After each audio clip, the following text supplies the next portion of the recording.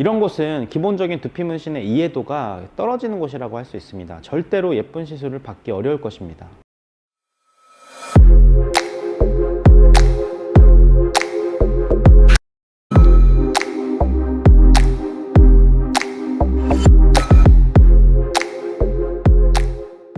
안녕하세요. 도트락 총대표 에이든입니다. 두피 문신을 받으려고 상담받으러 오시는 분들께서 가장 많이 하시는 얘기 중에 하나가 너무 업체가 많은 것 같아서 어디를 가야 할지 헷갈리더라고요 라는 말씀입니다. 그도 그럴 것이 저희 도트락 아카데미만 해도 지금까지 500명이 넘는 수강생을 배출해서 이분들이 각자 또 영업을 하고 계시고 저희 아카데미 뿐만 아니라 다른 곳에서도 크던 작던 수강생을 배출하고 있으니 업체가 많은 건 당연한 얘기일 것입니다. 이렇게 업체가 우후죽순 많아지고 있으니까 선택이 어려워질 텐데요. 자, 그래서 오늘은 절대 가지 말아야 할 두피 문신 업체를 고르는 꿀팁을 알려드리도록 하겠습니다.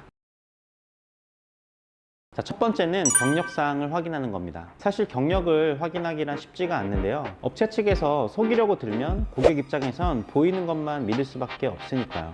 그나마 가장 쉽게 알아보는 방법은 바로 SNS입니다. 알아보시는 업체는 인스타그램이든 유튜브든 블로그든 홍보를 위해서 SNS를 운영하고 있을 텐데요. 그 계정을 잘 살펴보다 보면 제일 처음 시작이 언제인지 확인을 해보실 수 있을 겁니다. 그러면 경력이 얼마나 됐는지 대략 알 수 있겠죠.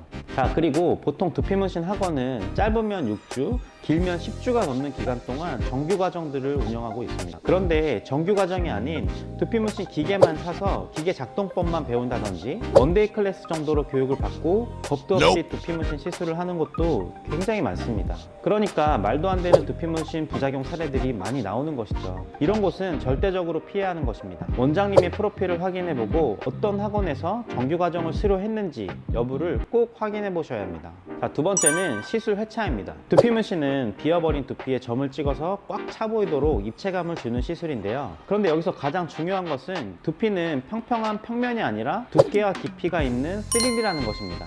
그렇기 때문에 이 깊이감을 조절해 가면서 시술을 해서 입체감을 주어야 하는 것인데 간혹 두피 문신 시술이 1회 만에 끝난다? 아니면 너무 과도하게 10회 시술을 한다? 이건 정말 말도 안 되는 소리입니다. 두피 문신 시술은 회차를 거듭하면서 고객님 두피에 점이 어떻게 발색이 되는지를 봐가면서 시술의 방향을 정하고 차근차근 점들을 쌓아나가면서 진행이 되어야 안전하고 예쁘게 시술이 완성될 수 있습니다. 그런데 1회차 만에 완성된다고 하면 입체감을 전혀 줄 수가 없을 것이고 10회를 시술한다면 같은 면적에 너무 많은 점들이 들어가기 때문에 색칠해 놓은 듯이 시술이 될 것입니다. 시술을 많이 해준다고 절대 좋은 게 아닙니다. 또 시술을 많이 한다고 해서 오래 유지되는 것도 아닙니다. 이런 곳은 기본적인 두피 문신의 이해도가 떨어지는 곳이라고 할 수 있습니다. 절대로 예쁜 시술을 받기 어려울 것입니다.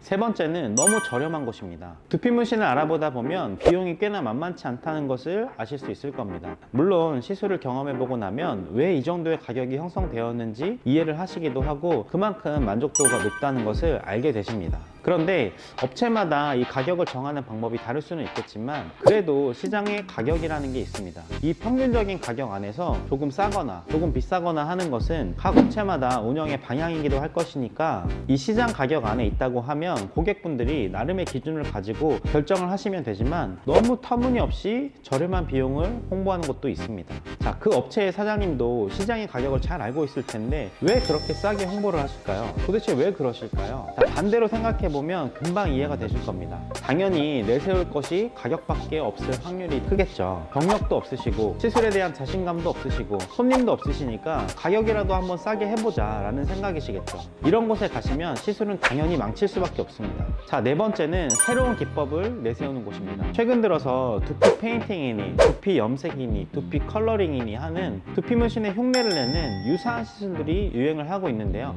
저렴한 가격을 내세우면서 문신이 아니니까 안전하다는 것이 포인트입니다. 자, 한번 생각을 해보겠습니다. 이러한 유사한 시술들은 과연 그들이 말하는 것처럼 진짜 안전할까요? 어떤 시술이 정확히 시장의 자리를 잡으려면 임상이라는 것이 필요한데요. 시술을 하고 시간이 지났을 때 어떻게 변하는지 또 그 변화에 따라서 어떻게 대응을 해야 하는지 또 변하지 않게 하려면 어떻게 해야 하는지 등의 연구가 쌓이고 케이스가 쌓여야 진짜 안전한 시술인 것입니다. 무턱대고 새로운 기계로 새로운 기법이니 싼 가격을 홍보해서 검증도 되지 않은 시술을 안 그래도 탈모로 인해서 스트레스 받고 예민한 분들에게 시술을 한다? 정말 무책임함의 끝이라고 생각합니다.